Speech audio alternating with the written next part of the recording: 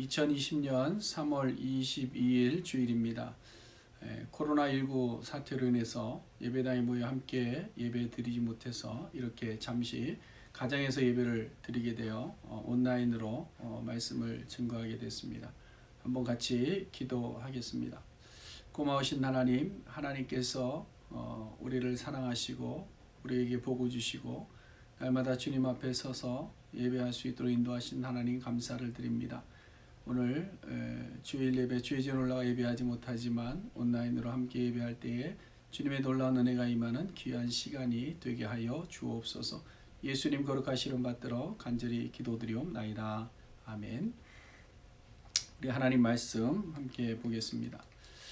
마가복음 6장 봅니다. 마가복음 6장 45절부터 52절까지 말씀 보겠습니다. 마가복음 6장 45절부터 52절까지 말씀입니다. 제가 봉독해 드립니다. 예수께서 즉시 제자들을 재촉하사 자기가 무리를 보내는 동안에 배 타고 앞서 건너편 벳세다로 가게 하시고 무리를 작별하신 후에 기도하러 산으로 가시니라.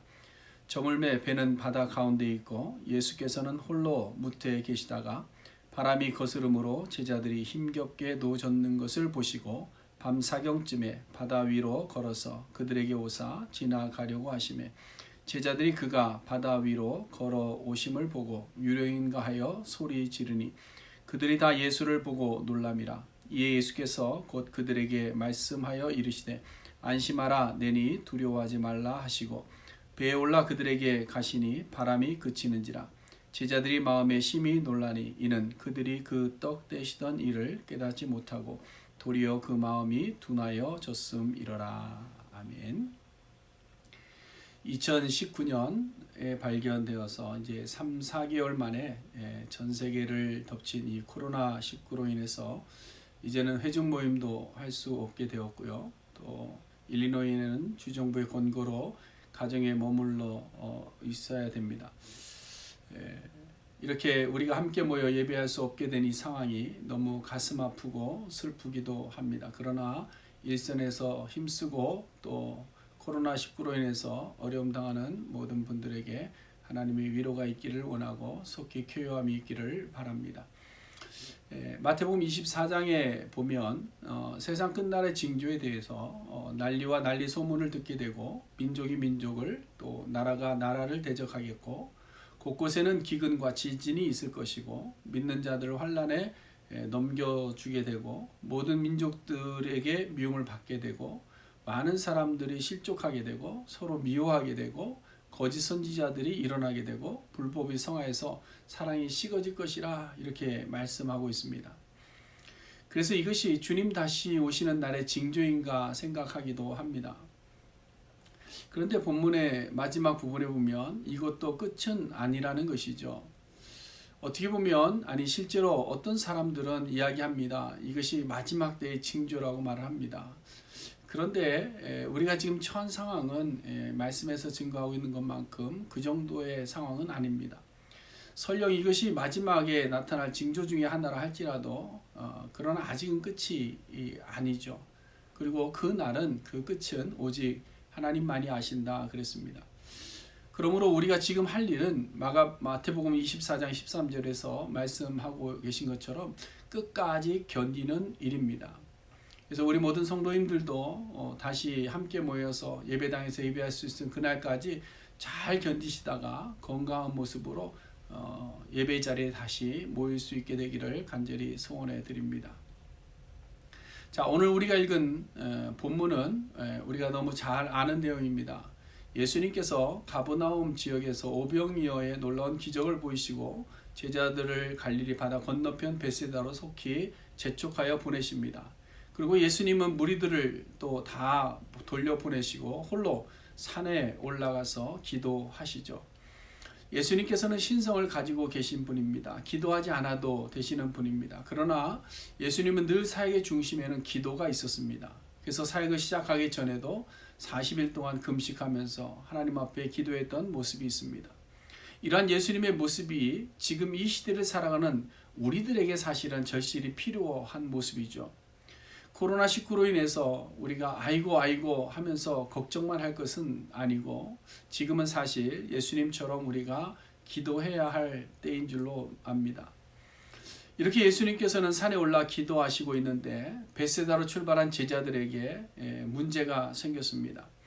갈릴리 호수를 건너가는데 호수 한 가운데서 큰 바람을 맞게 된 것이죠. 잔잔했던 바다가 요동을 치기 시작하는 겁니다. 성경에 보면 노를 저었다라고 되어져 있는데 이것은 배의 규모를 우리에게 어느 정도 짐작하게 만듭니다. 배가 좀 규모가 좀 크면 바람이 어느 정도 불어도 염려될 것이 없죠. 두렵지 않습니다. 그런데 이제 제자들이 탔는데 12명이 타고 그것도 노를 저었다고 하니까 그 배는 작은 배였을 것입니다. 그러니 배는 바람에 밀려서 앞으로 나가지도 않죠. 도리어 배는 전복될 위기를 맞게 됩니다. 이쯤 되자 제자들은 갑자기 닥친 고난에 두려움과 공포에 휩싸이게 됩니다. 그래서 마태복음 14장의 기록을 보면 같은 사건에 대해서 24절에 제자들이 물결로 말미암아 고난을 당했다라고 되어 있고요. 오늘 본문에서는 예수님께서 제자들이 하신 말씀이 두려워하지 말아라 말씀하고 있는 것으로 보아서 제자들의 상태가 극도의 두려움과 공포의 상태에서 고난 중에 있었다라는 것을 알 수 있습니다. 여러분, 이 갈릴리 바다는 해수면이 육지보다 200m 정도가 더 낮습니다. 좀 특이한 지형입니다. 그러다 보니까 예기치 못한 바람이 불어서 물결이 일기 시작하면 아무리 배를 타고 고기 잡는 일에 익숙해 있는 전문가라 할지라도 긴장을 하지 않을 수 없는 것입니다. 그래서 어부일을 하던 예수님의 제자들도 있는데 그들이 더 큰 공포감을 느낄 수밖에 없었던 것이죠. 근데 이러한 제자들의 처지를 보니까 마치 지금 우리가 코로나19라는 백신도 없는 바이러스의 그 광풍으로 인해서 두려워하는 모습과 너무나도 흡사한 것입니다. 여러분, 이 땅의 인생은 참 순탄한 것이 없습니다. 잘 될 것 같다가도 예기치 못한, 상상도 하지 못한 일들이 갑작스럽게 닥칠 때가 많이 있습니다. 여러분, 지난해에는 갑작스러운 추위가 닥쳐서 우리가 문 밖에도 나가지 못하고 꼼짝없이 하루를 집안에 갇혀 있기도 했지 않습니까? 근데 금년에는 눈에 보이지도 않는 이 바이러스 때문에 생명의 위협을 느끼며 집안에서 갇혀 있게 된 것이죠. 여러분, 어느 누가 상상했겠습니까? 어느 누가 이런 일을 예견할 수 있었겠습니까? 여러분, 제자들도 지금 예기치 못한 어려움을 만난 겁니다. 처음 배를 타고 출발할 때만 해도 제자들의 상태는 컨디션이 아주 좋았습니다. 베스트 컨디션이었죠. 왜냐하면 기적을 체험하고 흥분한 상태였습니다. 그래서 자신감도 뿜뿜이었고 우리가 흔히 하는 말로 성령으로 충만한 그런 상태였습니다. 그래서 이제는 모든 것이 정말로 장밋빛 미래만 있을 줄 알고 출발을 한 겁니다. 복음서를 시간적으로 나열해보면 지금 제자들의 상태를 잘 보시면 신학교 입학해서 MDB 다 마치고 졸업논문 패스하고 현장 실습하고 그 다음에 기적들도 체험해보는 어느 정도의 성과도 거둔 이후에 그 다음에 배를 타고 출발한 겁니다. 마가복음 3장에 보면 예수님이 제자를 뽑으실 때 12명을 뽑으시죠. 이것은 그들이 예수님 학교에, 신학교에 입학되었다는 겁니다. 그리고 5장부터 7장까지 MDB 과정이 3년인데요. 마치 3년을 공부하듯이 5장과 6장과 7장에서 3장에서 산상수훈을 배웁니다. 그 다음 6장 7절부터 보면 교생실습하듯이 제자들이 현장 실습을 나가죠. 그래서 배운 대로 복음을 외치고 회개를 외치다가 간혹은 귀신도 쫓아내기도 하고 병자를 고치는 경험도 해봅니다. 어느 정도 성공을 거두었습니다. 그리고 오늘 본문 바로 앞에서는 예수님께서 물고기 2마리와 떡 5개로 5,000명을 먹이실 때 직접 자신들의 손으로 그 떡과 고기를 떼어주면서 놀라운 기적을 직접 체험하기도 한 겁니다. 그리고 나서 바로 배를 타고 갔기 때문에 제자들은 스스로 생각할 때 이제는 되었다. 이제는 어디를 가도 우린 자신이 있다. 이제는 우리의 사역이 안정권이다. 이제는 나도 모든 것을 다 할 수 있다라는 어떤 자신감을 가지고 배를 타고 출발을 해서 간 것입니다.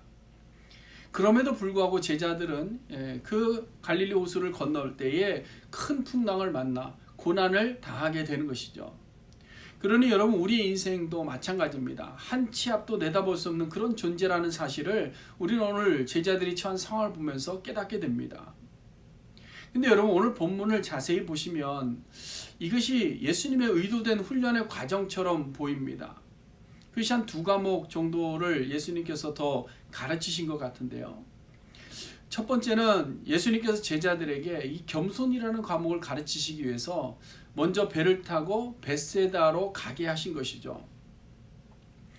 여러분, 우리가 성경을 보다 보면 하나님의 훈련 방법들이 여러 곳에 나옵니다. 근데 그 여러 과정들 속에 빠지지 않는 하나의 과정이 바로 겸손의 과정입니다. 대표적인 예가 이스라엘 백성들이죠. 이스라엘 백성들은 애굽에 있을 때 종살이 하다가 10가지 재앙을 당하는데 그 중에서 이스라엘 백성들은 살아남습니다. 그리고 애굽을 나옵니다. 너무나 신이 나서 기분 좋게 나왔는데 하나님께서 그들을 편하고 좋은 길이 있었습니다. 그럼에도 불구하고 그 길로 인도하지 아니하셨습니다. 그들을 돌려서 광야의 길로 인도하셔서 그들의 교만을 꺾으시고 겸손을 훈련시키신 겁니다. 그런가 하면 세례 요한이나 예수님께서도 이 땅에 오셔서 처음으로 복음을 외칠 때에 첫 마디가 뭡니까? 회개하랍니다. 여기 무슨 의미를 가지고 있느냐? 이것은 우리의 인생이 아무것도 아니고 우리 인생은 먼지만도 못하고 우리 인생은 죄로 가득한데 그럼에도 불구하고 자기들이 뭐라도 된 것처럼 자신들의 머리를 쳐들고 교만해서 나는 스스로 모든 것을 다 할 수 있다라고 말하고 나는 선하다라고 이야기하고 나는 영원한 삶을 누릴 것처럼 살아가는 많은 사람들의 실체를 그대로 드러내시면서 너는 흙으로 돌아갈 존재이기 때문에 아무것도 아닌데 왜 그래? 회개해. 너는 스스로 이름을 높여서도 안 되는데 왜 너희 이름을 높이려고 그러니? 회개해. 너희는 스스로 아무리 굳건에 맺어져서 흩어짐을 면하려고 해도 안 되는데 왜 그런 교만을 부렸니? 이거 회개해라. 너희는 영원히 살 수 있는 존재가 아니고 선하지도 않고 완전하지도 않은 그런 존재인데 왜 선한 것처럼 완전한 것처럼 영원한 것처럼 생각하느냐? 이런 것들을 회개해라 라고 말씀하고 있는 거예요. 왜? 교만한 자리에서 내려오라는 겁니다. 겸손해지라는 겁니다. 그것을 가르쳐주고 있는 거예요. 여러분, 우리는 교만할 수가 없습니다. 왜요? 우리는 스스로 쌓아올린 것들이 하루아침에 허물어지는 것을 너무나도 많이 경험했기 때문입니다. 땅을 조금만 흔들어서 지진이 나면 우리가 가진 모든 것들이 폭삭 꾸꾸라집니다. 모든 것이 다 무너집니다. 기근이 있으면 다 허덕여서 우리의 생명을 앗아가기도 합니다. 질병으로 한순간에 모든 재산을 다 탕진해버리기도 합니다. 허리케인이 한번 지나가 보세요. 완전히 거기 뭐가 됩니까? 쓰레기장이 되고 쓰레기장. 다 쓸어버립니다. 쓰나미가 몰려오면 무엇으로 막을 수 있겠습니까? 못 막습니다. 물이 세상을 덮어버리는 겁니다. 그래서 이 C.S. 루이스가 이런 말을 했습니다. 고난이란 하나님의 메가폰이다. 지금의 어려움은 단순한 질병의 위기만이 아니다. 이것을 통해 하나님은 분명히 우리에게 말씀하고 계신다. 그러므로 우리는 하나님의 그 뜻을 읽을 수 있어야 된다. 그렇습니다. 사랑하는 성도 여러분, 우리는 지금 자연적 재해와 또 알 수 없는 질병으로 인해서 고통하고 있습니다. 그러나 이때가 도리어 우리에게는 신앙 훈련의 기회가 될 수 있다는 사실이죠. 우리가 쌓아올린 것이 무엇인지 한번 보세요. 우리가 자랑 삼았던 것이 무엇인가 한번 돌아보는 시간이 되어야 될 줄 압니다. 그리고 우리의 인생이 얼마나 연약한 존재를 좀 깨닫고 겸손함으로 낮아짐으로 다시금 하나님 앞으로 나아가는 그런 신앙의 성장을 이룰 수 있는 귀한 기회가 될 수 있는 줄로 믿습니다. 그 다음 두 번째로 예수님께서 제자들을 훈련하신 것은 믿음의 훈련이었습니다. 믿음을 드러내 보이시는 것이죠. 제가 기억하기로 국민학교 중학교 시절인데요. 제가 살던 집에는 비가 오면 항상 저희는 걱정부터 했습니다. 왜냐하면 비가 조금 오면 그래도 괜찮은데 조금 많이 오면요. 지붕에서는 빗물이 떨어졌고요. 그 다음에 저희 집 앞에 작은 도랑이 있었는데 그 도랑이 비가 조금만 많이 오면 항상 넘칩니다. 그러면 그 물들이 다 어디로 가느냐? 저희 집 마당으로 들어와요. 집 마당. 그래서 그 마루 밑으로도 막 물이 들어가는데 그때 이제 그 물들이 들어갔다가 빠져나오면 그 다음에 나오는 현상은 뭐냐면 지저분해 있던 그 모든 것들이 다 드러난다는 것이죠. 오물들도 다 드러난다는 겁니다. 그러니까 마당이 너무 지저분해집니다. 그리고 너무 냄새가 나는 거예요. 그래서 늘 물로 청소를 해야만 했던 기억이 있습니다. 그리고 벌써 한 10년 전에 있었던 일인데 한 1만 6천 명의 사망자가 발생했던 일본의 대지신, 그때 이제 쓰나미가 겹쳐서 일본에 많은 피해가 있었습니다. 그때 많은 사람들의 마음을 아프게 했던 것은 여러 사진들 중에 어린아이 하나가 쓰레기 더미로 변해 있는 곳에서 울고 있는 사진이 있었습니다. 그 사진들 뿐만 아니라 많은 사진들이 무엇을 보여준가 하면 쓰나미가 지나가고 난 자리에 남겨진 것은 뭐냐? 그들의 쓰레기뿐이었다라는 것이죠. 여러분 이걸 보면서 느끼는 것이 없나요? 여러분 큰 쓰나미나 홍수가 지나가게 되면 언제나 거기에는 쓰레기와 오물들이 올라온다라는 사실입니다. 우리의 믿음, 우리의 신앙도 이와 비슷합니다.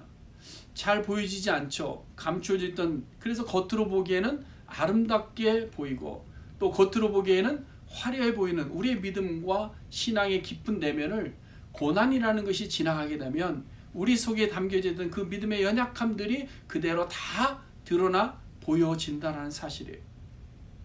오늘 본문에서 예수님의 제자들을 통해 그 사실을 확인할 수 있습니다. 여러분 오늘 본문 보시면 예수님께서 제자들을 먼저 보내신 이후에 두 가지의 기적을 통해 제자들의 마음의 상태를 그대로 다 보여주셨습니다.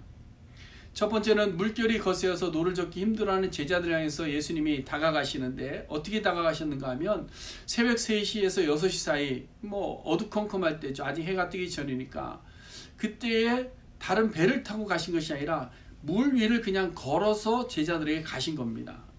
그러니까 이 제자들이 이때 다가오는 예수님을 바라보면서 마가는 어떻게 반응했느냐. 마가가 기록한 것을 보면 유령인가 하여 소리 질렀다 이렇게 돼요. 유령인가 하여서 소리 질렀다.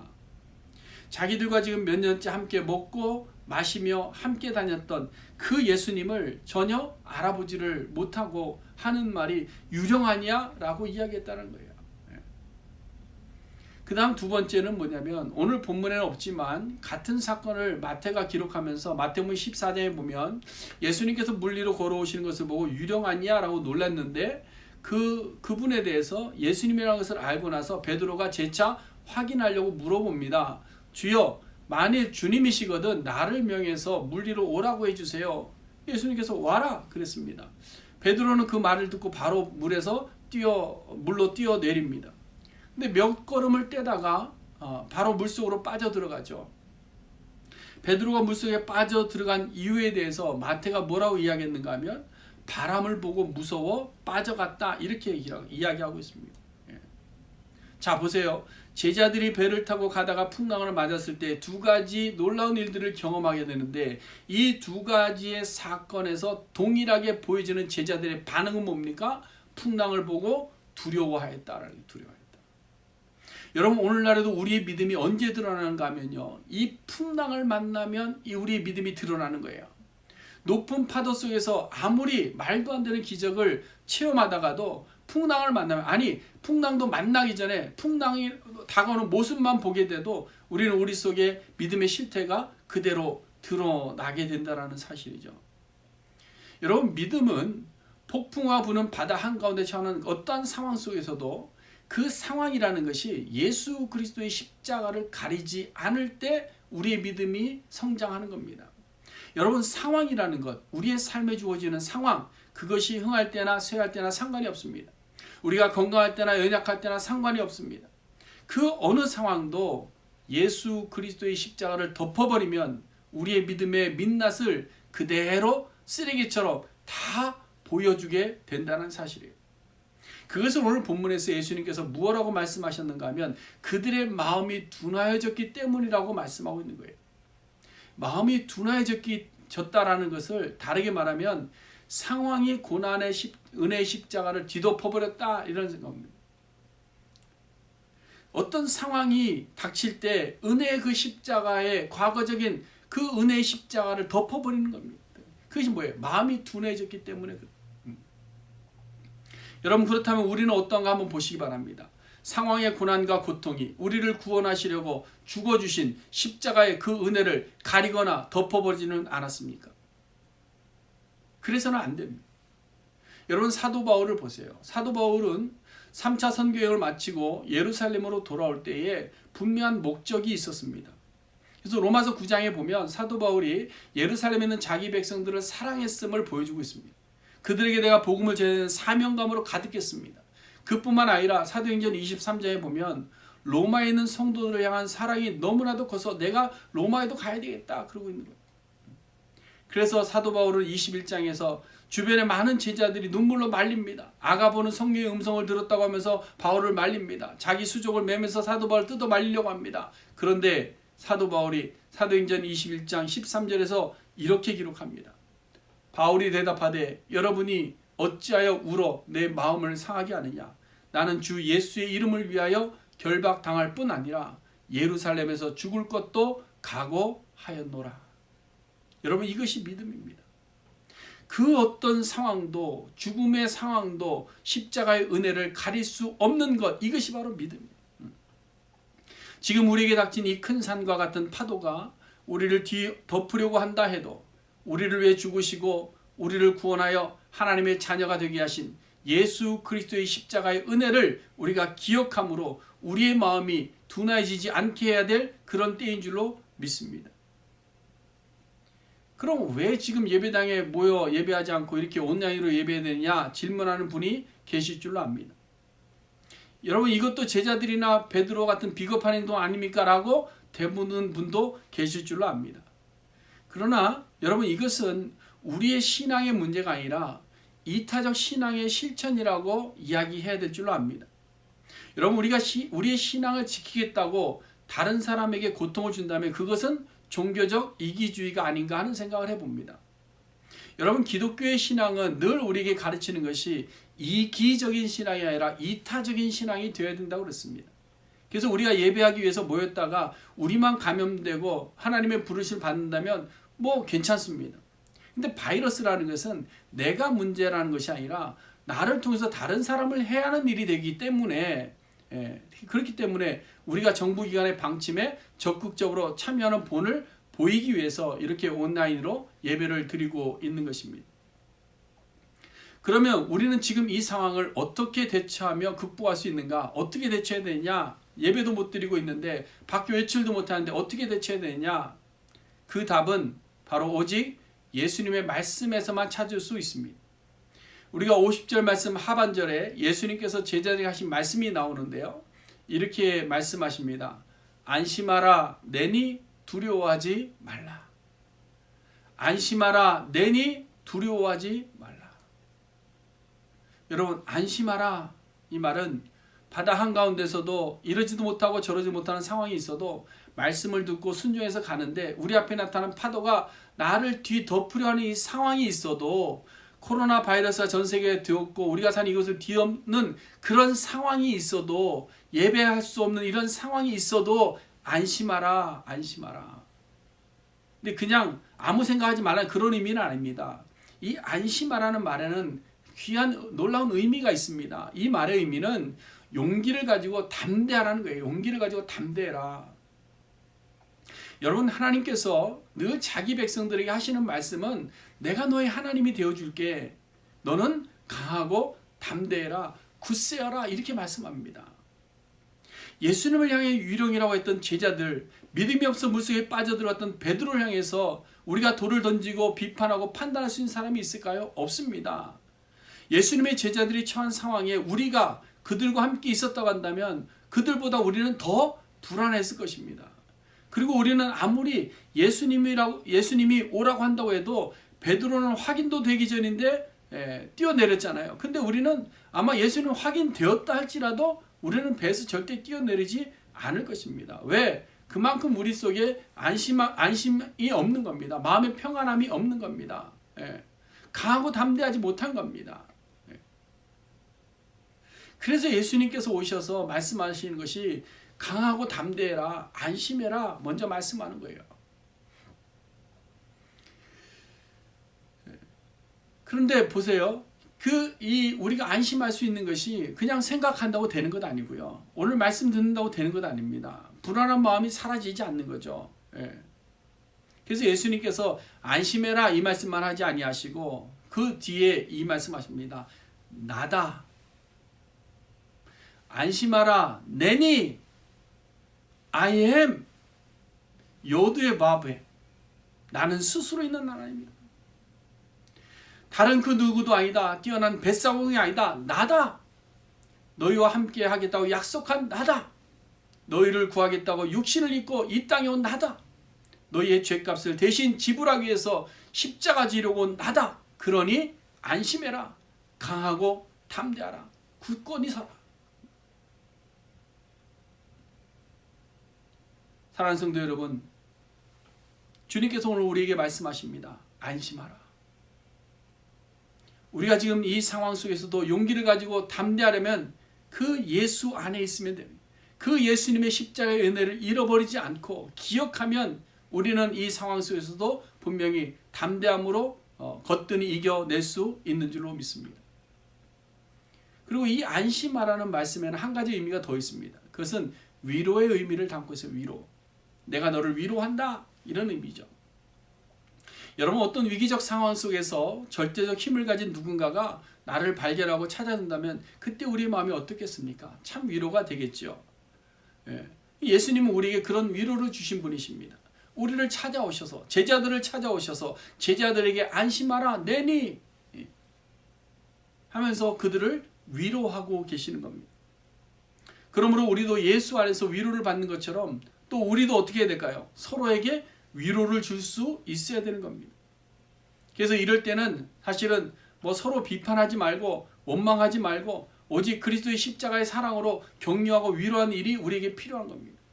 저것이 옳으니 틀리니 왜 저렇게 했느니 이것이 왜 이렇게 해야 되느니 왜 교회 문을 안 여느니 이런 소리 할 것이 아니라 서로가 다 어려움 당하고 있는 이 시기에 서로를 위로할 수 있고 서로를 돕는 자리에 서는 우리 모두가 되어야 될 줄 압니다.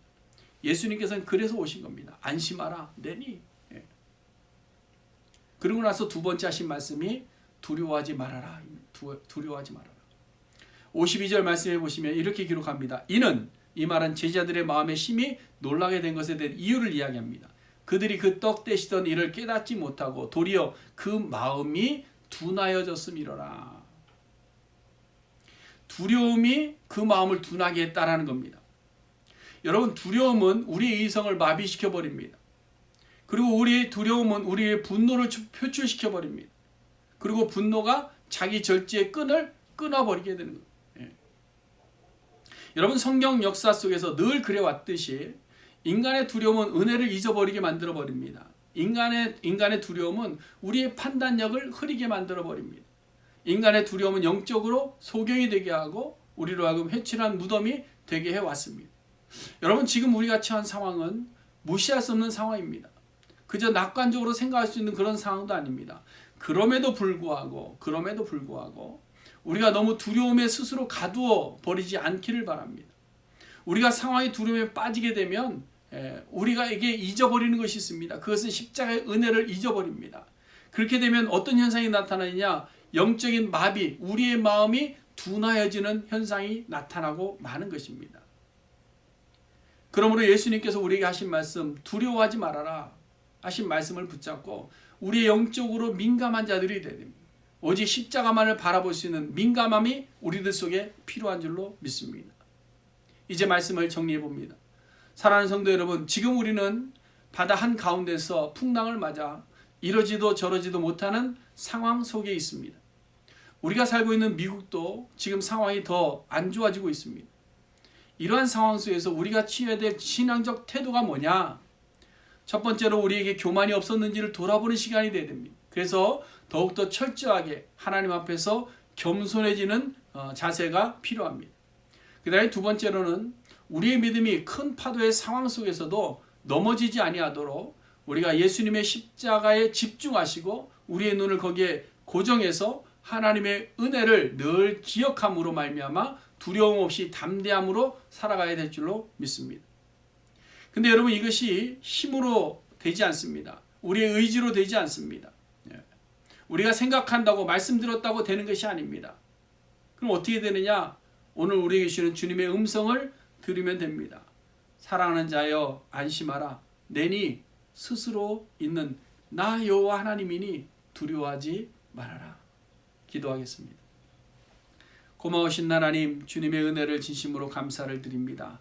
하나님, 오늘도 풍랑 가운데 있는 사랑하는 주의 모든 백성들을 주님께서 위로하시고 주님 저들을 찾아가 주시고 저들의 마음속에 저들의 귀에 주님의 음성을 들려 주옵소서.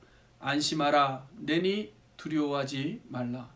예수님 거룩하신 이름 받들어 간절히 기도드리옵나이다. 아멘. 오늘도 승리하시고 앞으로도 우리에게 주어지는 많은 시간 속에서 두려워하지 마시고 안심한 가운데 평안한 가운데 서로 위로하며 승리할 수 있게 되기를 주님의 이름으로 간절히 축원해 드립니다. 감사합니다.